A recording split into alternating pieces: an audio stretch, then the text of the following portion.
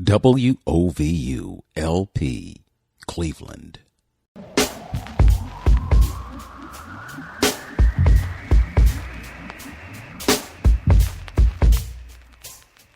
This is Open Door with Vince Robinson.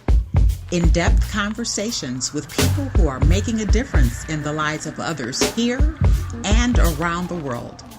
Culture is at the heart of who you are.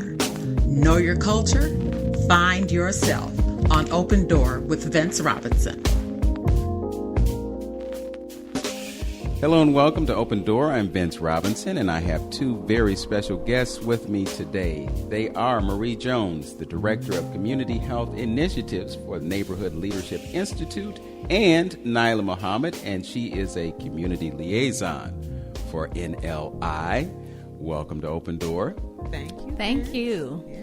All right, so today we're going to be talking about infant mortality in general, and specifically we'll be talking about an event that's coming up on August 28th from 2 to 4 p.m. at the New Life Cathedral in East Cleveland. That's at 16200 Euclid Avenue. It's a program called Through My Eyes, Art Exhibition, Health, History, and Healing, Black History, Take Two. Quite a bit there to unpack, so let's unpack it. All right. Why did you decide to do this event, and what will we be experiencing should we attend? Well, the event is from 12 to 4, and you'll experience a number of things. So first, you're going to experience some pictures or visual art that will be present.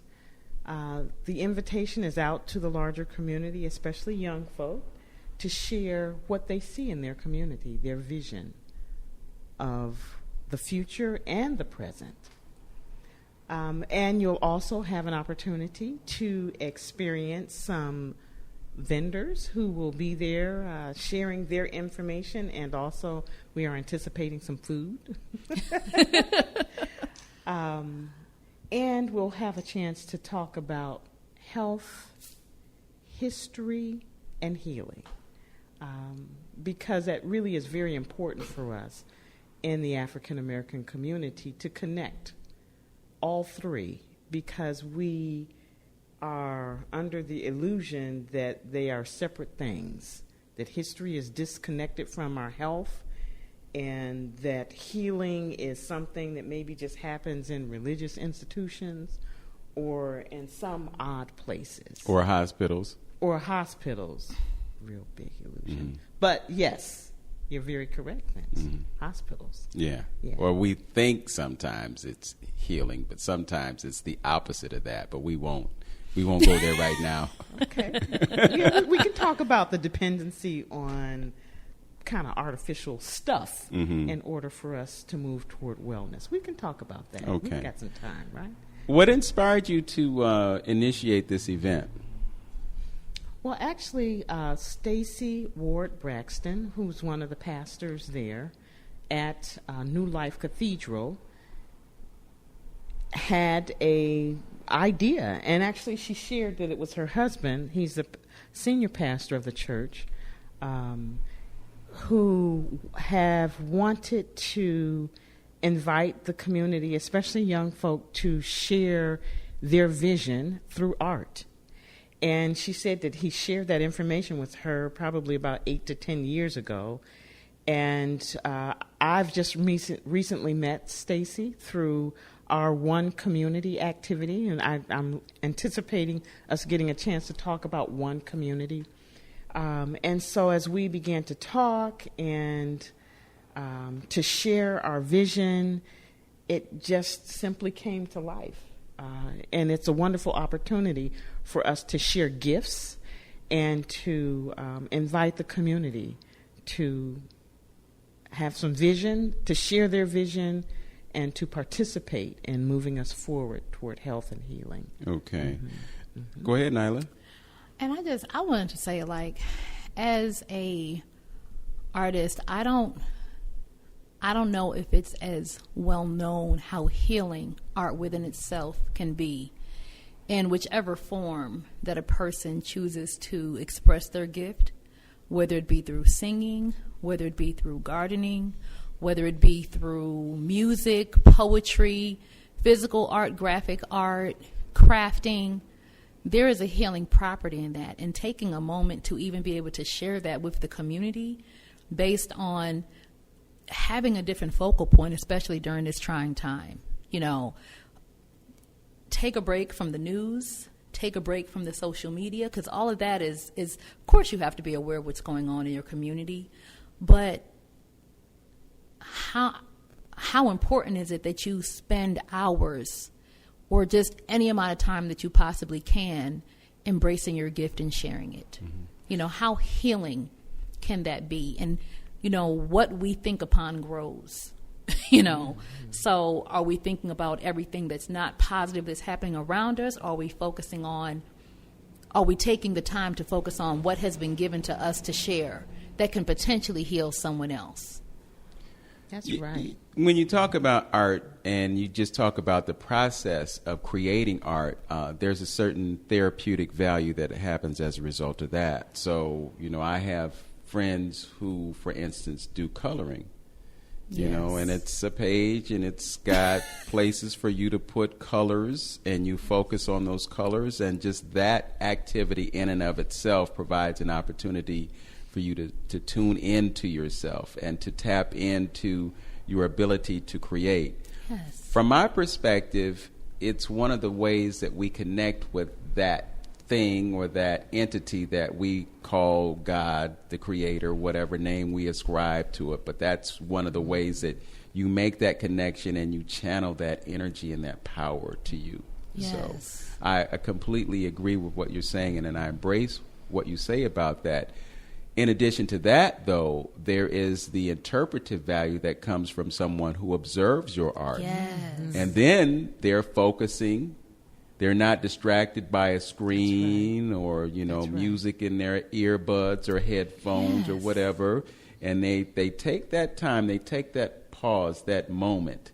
You know, we can do the very same thing with the world around us. You know, just take that pause to look up into the sky and see what kind of clouds are up there, and breathe in that magnificent blue that you see in the sky, or drive down to the lake and look at the water. All of those things, they're part of us having an ability to connect with what has been created for us to enjoy. Yes. Instead of being fed something that has already been created and manipulated, you can look at something and create your own interpretation or your own thoughts around something, and then dialogue with someone about their thoughts and to create another common thought. Mm-hmm. I mean, what portals of your brain are you opening up that you can create, as opposed to simply being fed what has already been manipulated for you to receive something in a particular way? Mm-hmm. Like a negative piece of news that processes into your brain in that particular way. You can look at a piece of art and see 50 people can see 50 different things. So what are you awakening in your brain? Mm-hmm. What can you awaken in your brain? Right. And you're using your brain. That part. Creating your own thoughts about something as opposed to somebody telling you what you're supposed to think, which is a lot of what we get now through media and through social media and all the other things that we have out there to occupy our headspace. Yes. Health is a component of this, but you've also invoked history. Mm-hmm. How is history related to what you're bringing forth? Well, so history, well, let me just speak from mine, because I was thinking, should I share some of the stuff that Pastor Stacy was talking about? For us, our history is embedded in our bodies. Yes. And that history, the history of oppression for African American folk, the history that we've been told so many lies, that we're lazy and shiftless, the economic might of this nation is because of hundreds of years of labor that that your ancestors put in and was not paid. And so laziness? No. this resilience theory, our history, that there's something wrong with us, that our infant death rates are so high, or that our health, that there is such large health disparities and heart disease. But our history bears out the fact that we have not been treated well from the medical facilities, nor from the building of our communities or the destruction of our communities. And so understanding that context is very important for us to understand our health. It is very important for us to understand what is true. And we cannot really address any issue without understanding what is true first. And so that becomes very important. I like what you said about all of those things being connected, because we do have a tendency to separate those. But when you look at the whole idea of history in our bodies, we have something called epigenetics. Yep. And the epigenetics is what connects us with our past. So our reality is that in our DNA, we are experiencing all the pain and trauma that our ancestors experienced. Yes, Vince, you got it. And that's the reason that it's important for us to heal. But we don't go through a healing process because we are afraid of a stigma. For instance, if you tell somebody that you have a psychiatrist or a psychologist, they look at you like you crazy. What's wrong with you? But the fact is, you realize that there are things that need to be addressed, so you go through a process in order to address them. That's right. And sometimes it's just as simple as you being able to talk to somebody about what you went through. That's right. So it's very necessary. And as a people in this country, we haven't facilitated enough healing in order for us to make a true change and a true difference in our lives. So, yeah, it's all right. Connected. But just as we have experienced that pain and that trauma, we've also experienced the triumph. We've also experienced the beauty of the things that we have created. Yes. And it's just as important for us to connect to that because that is the source of our power. Yes. Just understanding that, hey, we have done this. That's right. And we can do this. That's right. But That's if you have no awareness of that, That's then you right. have no incentive to try to initiate a change. And Vince, that's that very thing that you said. So we have what we call protective factors. And so in our culture, we have art, the music, the spoken word, all of those things are protective factors for us. Our sense of being or being auntie or uncle, that sense of community, that unfortunately we have not invested in or connected with enough for us to just simply be collective about our community and what that is. In fact, that's what the one community piece is one of the things that we're looking to connect with. So you're right. And Vince, that is truth. So what have we done? That is truth. The stigma, the stereotypes is not. But what is true is that we have overcome many obstacles. And we will overcome many obstacles. Yes. Yeah, we just want to make that emphatic in this moment in time. That's right. You're listening to Open Door on 95.9 FM WOVU. My guests are Marie Jones, Director of Community Health Initiatives for Neighborhood Leadership Institute, and Nailah Muhammad, Community Liaison for the same organization. They're here to promote Through My Eyes art exhibition, Health, History, and Healing. We'll talk more about that when we come back on 95.9 FM WOVU, the Burton Belcar Community Radio Station. Back in a few. The Thea Bowman Center has been serving the community for over 50 years and provides services to help support Mount Pleasant and surrounding communities of all ages. Some of these programs include adult education, like GED and computer classes, food pantry, senior outreach, youth after school and summer programs, and much more. Are you a Cleveland resident in need of GED preparation, a food pantry, youth or senior programs?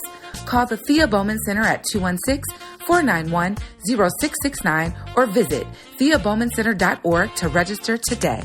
This message is brought to you by the Thea Bowman Center and WOVU 95.9 FM, Our Voices United, a Burton Bell Carr community radio station. Hi, I'm Sophie Absolutely. I'm E-Rock Beats. Welcome to The Circle, where healing is building. And you're listening to WOVU 95.9 FM, Burton Bell Carr community radio. We're back on Open Door with Vince Robinson with my guests, Marie Jones, Director of Community Health Initiatives at Neighborhood Leadership Institute, and Nailah Muhammad, Community Liaison for Neighborhood Leadership Institute. And we're talking about Through My Eyes, art exhibition, health history, and healing. And you've also talked about this as being Black History Take Two. Now, we just talked about history, but you're talking about Black history. So give us the explanation for that tag there. Black History Take Two. So on August 28th, it is a significant date. And we know that there is some history around Emmett Till on that date. We know that there is some history around Martin Luther King and the Civil Rights Movement on that day. We also know that there is some history around the evacuation, I think, of Louisiana. Yes, the evacuation of Louisiana after Hurricane Katrina. And so there's some history also around Marcus Garvey and some of his movement also on August 28th. And so the day is significant, and that there were some pivotal changes that as a community we knew we had to make because of events that took place throughout history on August 28th. And so we are commemorating that.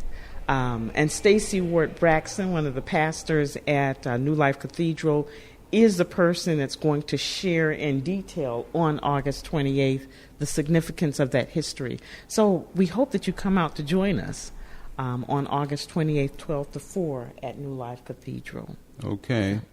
Yeah, Black history is something that we usually connect to 1 month. You know, but I'd say Black history 24/7, 365, That's right, 52 Vince. weeks a year, That's you right, know, Vince. just like Kwanzaa. Yep. You know, I mean, we celebrate Kwanzaa between the 26th of December and the 1st of January, and then we tuck it away, and then we come back to it the next year, and we forget about the 7 principles that can empower us to be successful. You know, if we live those principles, we will be a lot farther ahead than we are. But we can take a look at this event, just this event alone. And I know we're here to talk about infant mortality and other health-related issues. But we can take a look at this event and see all these various principles involved. You know, you have cooperative economics involved in that. You've got the whole idea that there are businesses, the vendors, they represent the business. You have that education, that educational component that's involved in that. All of those things are woven into it. And I think that we really have a responsibility to connect with our culture in a way that does empower us. We talk about that whole idea of Sankofa. And Sankofa is really empowering yourself through the understanding of history. Yes. Because you know what happened in the past, and that gives you the lessons that you require to move forward. So I'm glad to see that you've decided to make it a historical type of an event. I think that was beautifully chosen and beautifully woven into your theme. Yes, and that is compliments of Stacey Ward Braxton. Okay, we need to talk to Stacey Ward Braxton, Well, too. we're going to have to get her connected. That's right. Absolutely. Nyla, you had a point you wanted to make. I did, and you said that, you know, of course, we're here to talk about infant mortality, and as we're shifting to wanting it to become infant vitality. The event is actually a part of that, because it's separate, but it's not, because community coming together, you know, part of the solution for our people is our people and people coming together. So anytime people can come together and dialogue and heal and connect and learn, we become more enlightened and inspired and better as people. We feel we are a collective group. We are a tribal. We are communal. We always have been. And of course, this time period that we're living in has kind of put a halt on that to a degree, with distancing and everything. But having an opportunity to do so, how healing is that? That is healing. And so starting that, continuing that, and being present in a place that offers truth, that offers information, that's something that's a gift that continues to keep on giving. So while it's a separate issue, coming together to create solutions, to create healing for your community, ends up healing the mom and the dad and the baby and the family. Yeah. I like the way you flipped that. Yeah. From mortality to vitality. Yes. That's actually, yes. Yeah. You did that?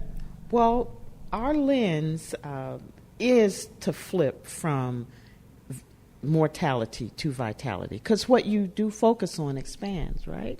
And so asking the question, in fact, so often in grants and kind of the public space where we're talking about public or community health, we look at the deficit.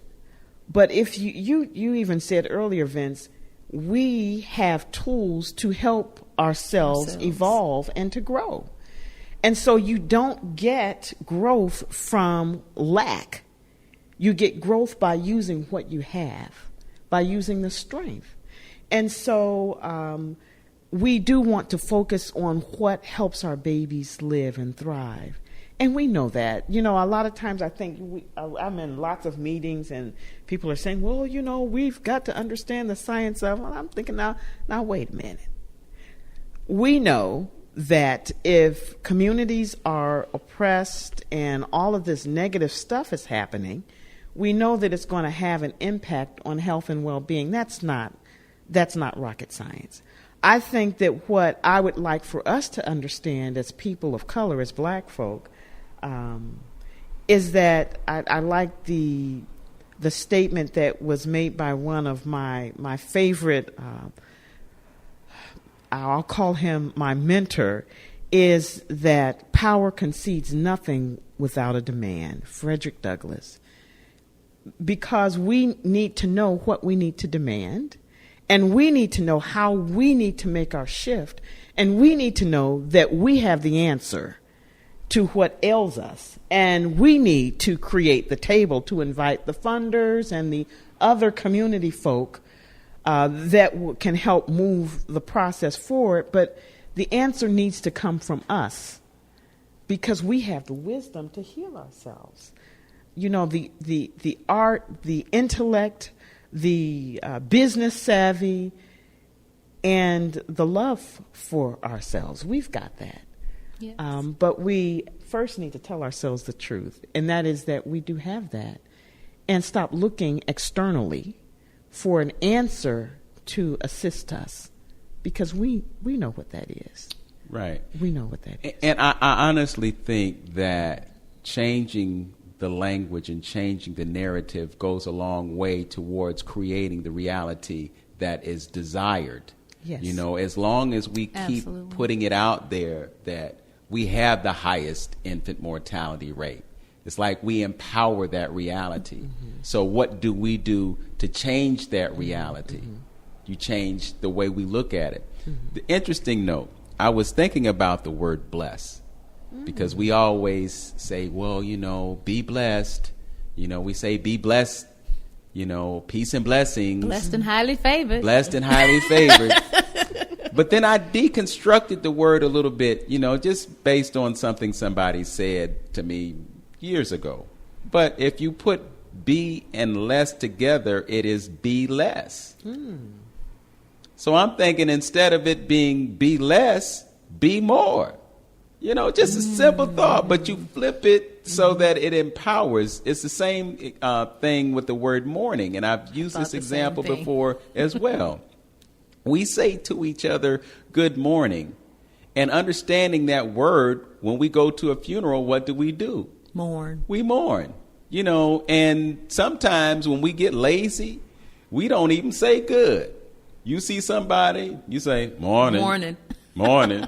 So from the time that you wake up until 12 noon, what you doing every day? Morning. Well, I would like to put forth a phrase that I've adopted from Nailah, and she says, good rising. Yes. And some of us say grand rising. Okay. Some of us say great dawning. You know, it's a challenge to get into that habit. And then every once in a while you might slip and say good morning and you're like, why did I say that? Yeah. But it's just such a habit. That you can't help yourself.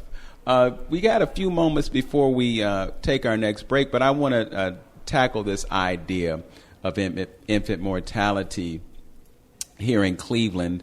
I know that you have initiatives that are addressing this issue, but can we talk about that issue and why it's important for us to be connected in terms of understanding and doing something about it?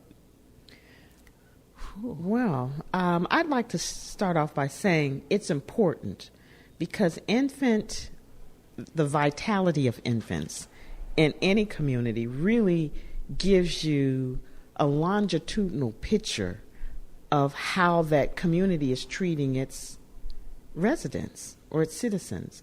Because a baby comes from a mother's body that is the partnership of man and woman. They live in a neighborhood, in a city, in a county, in a state, in a nation. And so it really tells us how the woman's body is doing, how the daddy's body is doing, how that community is doing, how that city is doing. It tells us a lot about how that community is treating its citizens. I think that that's the first thing. And I know that the one of the statements that the World Health Organization made in defining health, it says that health is not just the absence of disease, but it is the physical, emotional well-being of a person, and it is a human right. And so it's an important issue because some human rights are being violated here. And also it gives us the opportunity to fix some longitudinal or some larger issues because the baby is a product of a mom who's a product of a community, who's a product from a city, a state. All of that impacts. We're all connected. It's all connected. There's no separation. We're connected. Our health is connected to history.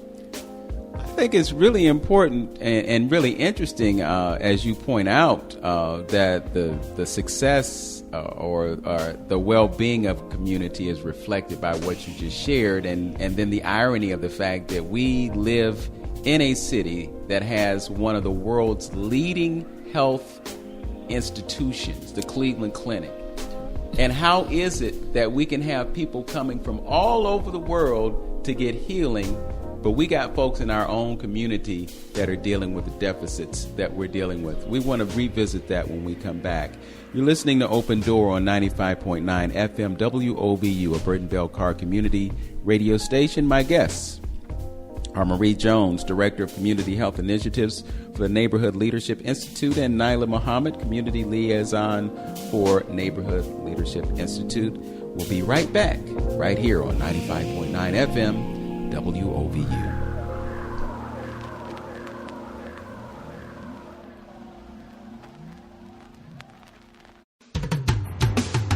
Attention Shaker Heights residents. The United States Postal Service is bringing a mobile unit every Monday and Thursday from 9 a.m. to 11 a.m. at 2855 East 130th Street in Cleveland. This mobile unit will offer services including stamps, package mailing, and money orders in place of the Shaker Finance Station, which is closed through October while enhancing security.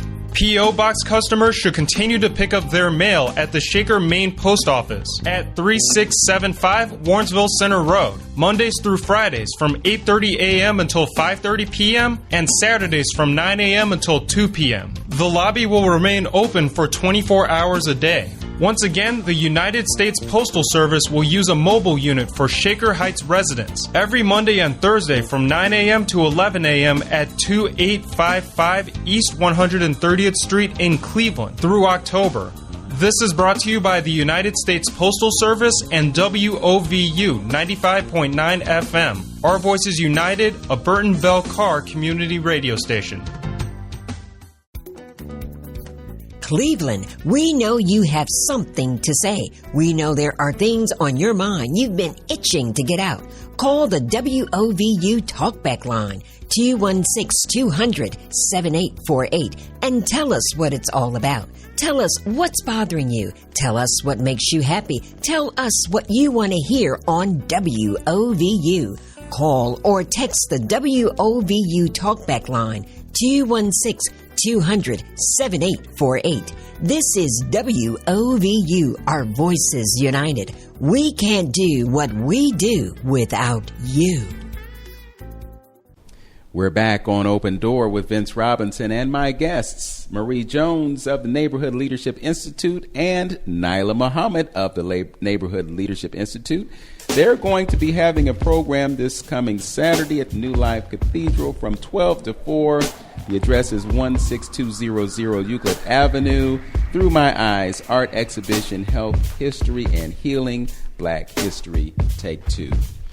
Before we took our break, we were just talking about the irony of Cleveland Clinic being located right here in Cleveland and us having, some call it a nation-leading infant mortality rate. I accept that you have redefined it as infant vitality, and you're on a mission to improve the vitality of infants born in this city. Let's talk about some of the whys.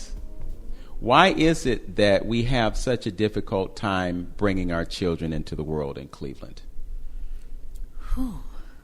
Well, I don't know. I know Nailah was taking a deep breath like, ooh, that's a big, I'll wait. So there are three leading causes of infant death. And they all kind of, the three leading causes vacillate, you know.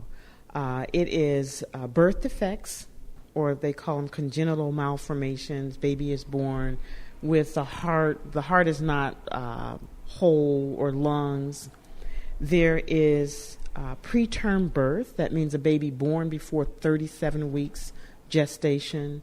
And there are sleep-related deaths. For the African American community, the leading cause is preterm birth, which means a baby born before 37 weeks gestation. There is a documentary called Unnatural Causes, Is Inequality Making Us Sick? It's an amazing documentary. One of the segments is When the Bow Breaks. And the doctors were led to ask the question, is there something unique about the experience of being black in the United States that creates high levels of preterm birth? Because they had an African woman, the studies show that an African woman here in the United States, a woman from one of the African countries here in the United States, had the same rate or better rate of their infants living as Caucasian women. But if that African woman had a child, that child was a female, grew up here in the United States, and had a child, the infant mortality rate for that first generation African person here in the United States actually mirrored the infant mortality rate of an African American woman. So what is it that is unique about the experience of being black in the United States? And again, here, history bears that about the systems of oppression. So we say that it's systematic or structural racism that creates systems, ideological frameworks, and literally community in a way that creates oppressive environments for us. And so it's an issue of oppression. But I want to flip that and say, that we have a collective wisdom and we have some built-in protective factors that can assist us toward greater vitality. Now, I don't want to take the onus off the larger systems and say we don't need to address the structural racism. What I am saying is we need to start from a place of power and collective strength. And so at the community level, there's some things that we need to do to collectively address, and again, what Frederick Douglass says, power concedes nothing without a demand. We need to collectively make some demands and collectively support ourselves toward health and wellness, and creating those spaces that are villages, that speak to us, that help us be renewed, that are that protective factor for us. Some simple things that we can do. And in fact, in our One Community activities in 2016, through the County Board of Health and some through the County Board of Health and Neighborhood Leadership Institute, there was something that was created that we began calling One Community, and it was specifically for the 44128 community, and that being Warrensfield and also parts of the city of Cleveland. We went through what was called a collective impact process, which we invited everybody, residents, business owners, community health workers. We heard what the community, we shared information about infant mortality, and then asked the community what they needed to move toward vitality. They shared. We put some activities together. The churches were joined in, and Birthing Beautiful Communities was born. There were, at that point in time, and also there was an increase in community health workers through programming, and we were all working, talking, and creating community, a space where community could be supportive. And Vince, in 2017, in 44128, infant mortality was 0. It had never been before. And unfortunately, because funding shifted, we were not able to continue the work. But in 2017, all the babies in 44128 lived to celebrate their first birthday. And so that One Community, churches were preaching from pulpits. We actually did some activities where we set up breastfeeding friendly, helped churches and daycare set up breastfeeding friendly spaces in the community.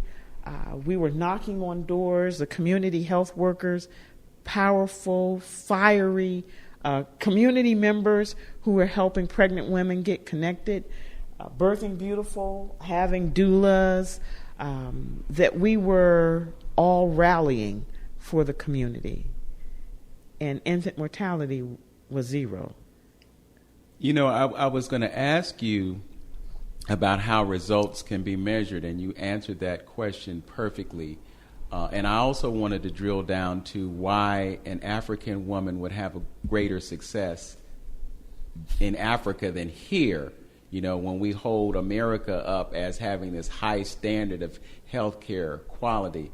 But I don't want to neglect Nailah's response to the why. So, I was, I think I have like the lens coming from, I'm also a certified community health worker, which is home visitor, which was a part of that outgrowth and expansion in the 441 with the community, the home visiting programs. So I was a part of that outgrowth. And so being up close and personal with the moms gave me a completely different lens as to their true reality. Sorry, I'm going to get emotional. And that is why, so stress being one of the major causes of preterm birth. When you ask, and I'm not going to necessarily answer that question, but when you ask when someone coming into this country or what have you, the stress level of being in a society that does not cultivate your being, does not, in which your history is pain. I saw moms that may not have had adequate shelter when we were moving to get them into some form of adequate shelter when they were laid off from their job because they were pregnant, when their job would not offer them maternity leave. You name it, we've seen it. And coming from that perspective, the need for supportive services is crucial. But to go beyond supportive services, your pregnant neighbor, they're there. You know, the programs and the support and just being an ear for that mom made changes in their lives that were immeasurable. I think back to the moms that I've worked with, and just having a person to talk to, how many of them went to doctor's appointments alone, and we were there with them, birthing beautiful communities, the doulas, the community health workers, social workers, all coming together to rally around these moms. So yes, the reasons why, the stress, the not necessarily being heard by their doctor, us sitting there as advocates when they asked someone a question and they were ignored, having to make phone calls to that person's, facility, medical provider, whatever, and say, well, my client asked about this. Why was her question not answered? She asked to be seen because of this. Why did no one call her? Why? And that, of course, does not happen in every single situation, but it happens, and we've seen it. And so I guess what I'm saying is that there's so much that we don't know that they're going through on a daily basis, not only in their personal life, but in a systemic environment that just does not cultivate who they are. Mm-hmm. It also seems like there are environmental conditions because, in many of the places that we live in the city, there are industrial hazards. Absolutely. There's lead, there's all the other things Absolutely. that we have. And then on top of that, there are the structural aspects. You talked about the racism, because that's what it is. Let's call a spade a spade. Absolutely. It's structural and institutional Racism that results in black women having lesser access to health care and prenatal care that would result in a successful birth. So we have all of that. And might I add, being in some of those appointments and talking to my clients even after their baby was born, saying, I tried to communicate this to my doctor, but they did not hear me. Now, luckily, they did not result in an infant or maternal passing. But some of those misconceptions that black women or black people do not experience pain the exact same way, that new interns are being trained with that same misinformation, which causes them to be ignored, so, and then even walking into the hospital with that energy or that thought process that could happen to them, so collective community involvement is crucial, because yes, we can as health workers and doulas do this, but it's more than that. It's family coming together. It's friends coming together. We have to look out for each other. Yeah, we got to be the village. I mean, plain and simple. Yes. That's it. And, what's really troubling me in this moment is the fact that you were able to achieve that type of result and they didn't find a way to continue it. You see something working. How can you just say, okay, well, we can't do it this year? That's not right. But, we'll just have to do what we can do to pick up the ball and get down the field and bring back what needs to be brought back. Very interesting, stimulating, and informative conversation we're having right now about infant vitality. Thank you, Marie. I like that. I'm going to be pushing infant vitality. That's right. Yeah, from that's henceforth and forevermore. You're listening to Open Door on 95.9 FM WOVU. I'm Vince Robinson with Marie Jones of Neighborhood Leadership Institute and Nailah Muhammad of the same organization. We'll be right back on this Burton Bell Carr Community Radio Station. right after this. Hey listeners, here at WOVU 95.9 FM, we want to stay connected with you. So like our page on Facebook, which is WOVU 95.9 FM, or you can call our request line at 216-271-0959. Again, that is 216-271-0959. Also, don't forget to visit our website at WOVU.org. Keep it locked on WOVU 95.9 FM, a BBC community radio station. Hi, this is Wanda Harris from Warrensville Heights, Ohio, and you're listening to the best radio station in Cleveland, WOVU 95.9 FM, Burton Bell Carr Community Radio. Back on Open Door with Vince Robinson with my guests Marie Jones of the Neighborhood Leadership Institute and Nailah Muhammad, also of the same organization, doing great things here in Cleveland, making a difference. We just talked about the fact that through your collective effort, you were able to reduce the infant mortality in the 44128 zip code to 0 a few years ago. And we also mentioned the fact that for whatever reason, you were not able to continue that. And I asked the question, why is that? Why are we not moving those kinds of things forward when we have such an ability to make a difference? So do you have any ideas about that? So, yes. So there was a funding shift in priority. But, Vince, we are actually moving forward. So, in fact, on August 28th, that's part of what we're doing is inviting the community to be part of one community. We did get some funding through First Year Cleveland to actually do 7 months of planning. And so we've got a team of people together working through a Lexington Bell Community Center that is in the Huff neighborhood, and Village of Healing, which is a new community development corporation that's operating out of Euclid, Ohio, but is working to serve the greater Cleveland area. And so we are inviting the community to share its wisdom. We're going to share some information about infant vitality because we do know some things that help us. Like we know that breastfeeding, when a mom breastfeeds, it actually cuts the incident of infant death to 50%. We know that.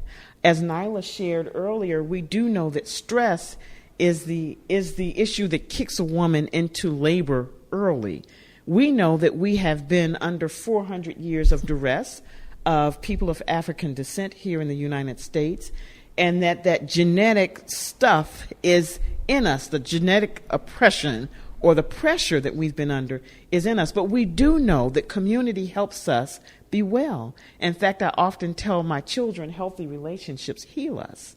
And so finding the healthy places in community, as Nailah was saying, if you're a neighbor and you know your neighbor is pregnant, you're on a street, you know your neighbor's pregnant, reach out, be supportive, maybe some chit chat. Maybe if you cook a little extra food, sharing the food, being invitational, helping to create community wherever we are, so that we have an opportunity to reduce that stress, because healthy relationships heal us. And we really are one community, and finding a way for us to share the gifts that we have, the gift of art. Some people are natural mamas. Being a mama, being an auntie, being a supportive person. If you're active in church, inviting the folk over. I know one of the things that I've decided to do, Village of Healing is coming to my house on Sunday, and I'm inviting some. My Village Yoga. I'm sorry, My Village Yoga. I'm sorry. Thank you. My Village Yoga is coming to my house on Sunday, to do some yoga. And so I'm inviting folk as a way to reduce some stress. Let's figure out ways to reduce stress, to be connected in community, and to... Yeah, and I'm glad you brought that up, because self-care is extremely important for sisters, because what often happens is a sister will get so involved in caring for others that she neglects herself.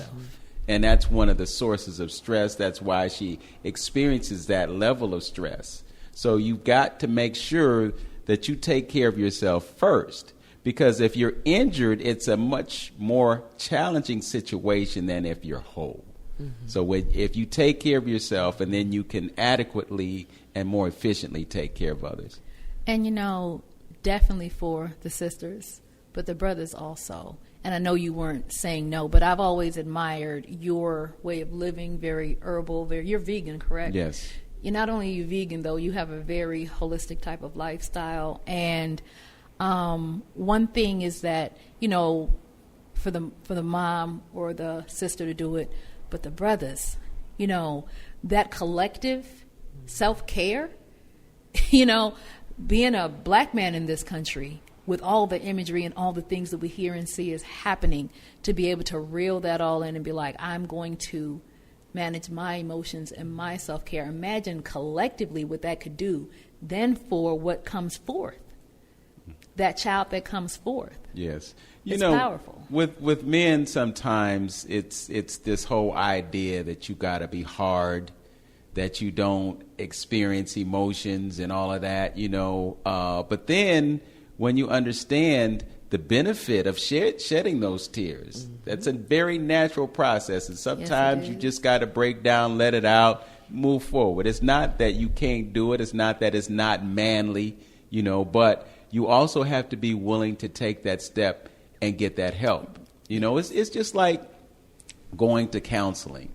A woman may come to a man and say, hey, I think there's some things that we need to get through, and maybe we should get some help, and the man will say, I ain't going to that. I can't go to no counseling. Me sit with a therapist, But I can tell you from firsthand experience, after having been through that process and agreeing to do it because I was concerned about the quality of the relationship and seeing that as a means of preserving it, I said, okay, I'll do it. And then I went through the process, and me going through the process allowed me to see how it works and how it's beneficial for all involved. Yes. We have to be willing to take those steps, and there's nothing that diminishes your manhood because you sit in a room with somebody and have intelligent conversation and give someone an opportunity to express their views in a non-judgmental way and get all the things out on the table that need to be said that you haven't been saying it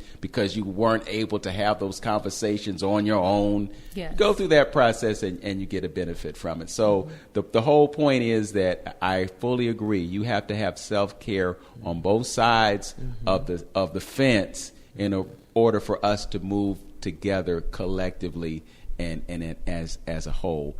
Let's talk more about solutions. You mentioned the benefit of breastfeeding. What are some of the other things that women can do to improve the chances for survival of their infants?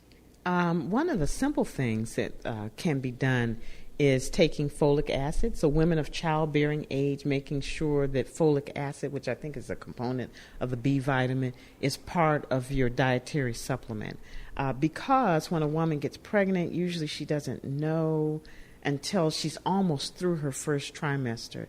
But the baby's body, the baby's brain, all of that has already begun to form.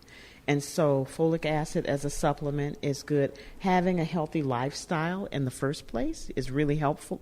But Vincent, I also want to say, please know that we are not saying that there's structural racism does not exist. We are saying that all of these things, the structural racism, that it does exist, and because of that, we need to make sure that we are caring for ourselves and that we are finding ways to create community so that we can use those things as a protective factor, so that we can make sure that our babies have the best chance of experiencing infant vitality. So in the midst of this oppression, we say that we need to speak the truth to ourselves. We need to know those things that move us toward health and wellness, and we need to form community in the process of doing that.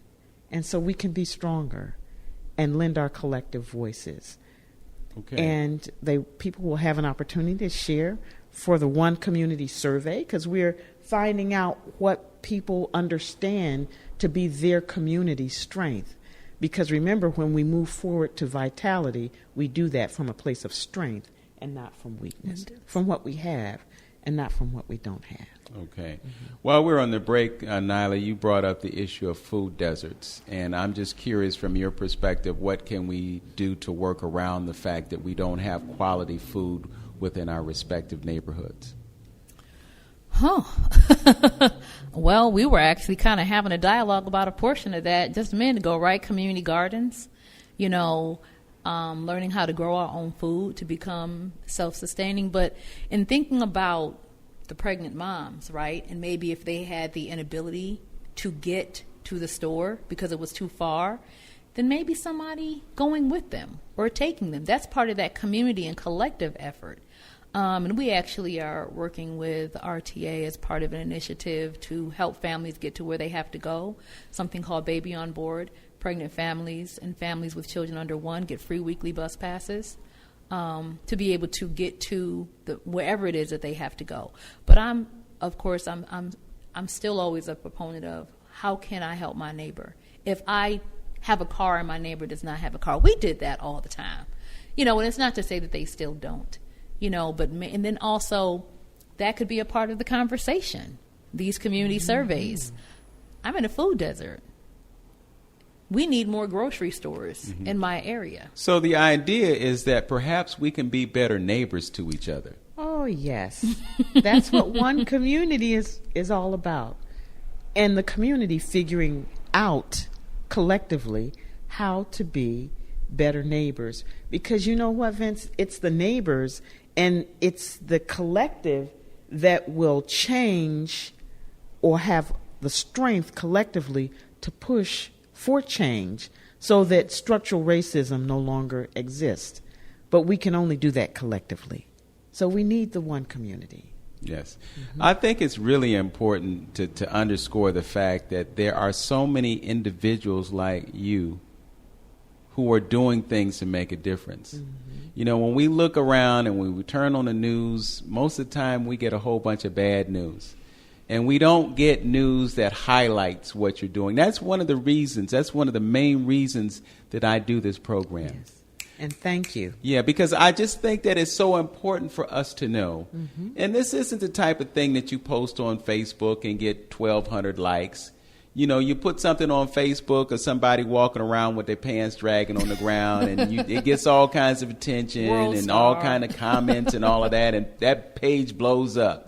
When you put something of substance, it hardly gets any attention at all. But the people who need it. Yeah, we have to keep chipping away. Yes, we got to get them sisters to realize that the best thing that you can do for that child is give that child your breast and let it get what God intended for it to get instead of what comes from Nestle's, the powders, and all that other stuff, the soy-based formulas that are made from genetically modified soybeans that are not going to give you the same benefit that the mother's milk provides. That's right. Breastfeeding actually cuts infant mortality by 50%.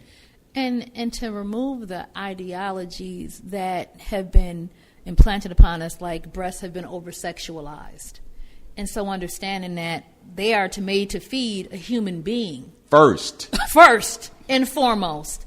And then also the fact that we were wet nurses. So some of that negative thought processes got passed down. We had to feed our babies last and feed Mass's baby first. So that wasn't even that. There's some negative perhaps history attached to that, but we have to seek more. Well, we're going to flip it. We're going to change that narrative. That's right. And we're going to get sisters connected with their natural purpose on earth. That's right. Nailah, Marie, this has been a fascinating conversation, and I'm so happy that we were able to make this happen. One more time, the event is Through My Eyes Art Exhibition, Health, History, and Healing. It's going to take place at New Life Cathedral on the 28th of August. from 12 to 4. It's 16200 Euclid Avenue. Be there at noon. Get full. Support the artists. Support the vendors. And do what black folks are supposed to do for black folks. Thanks for joining me on Open Door. And thank you for listening. Know yourself. Love yourself. Be yourself. Make today your best day.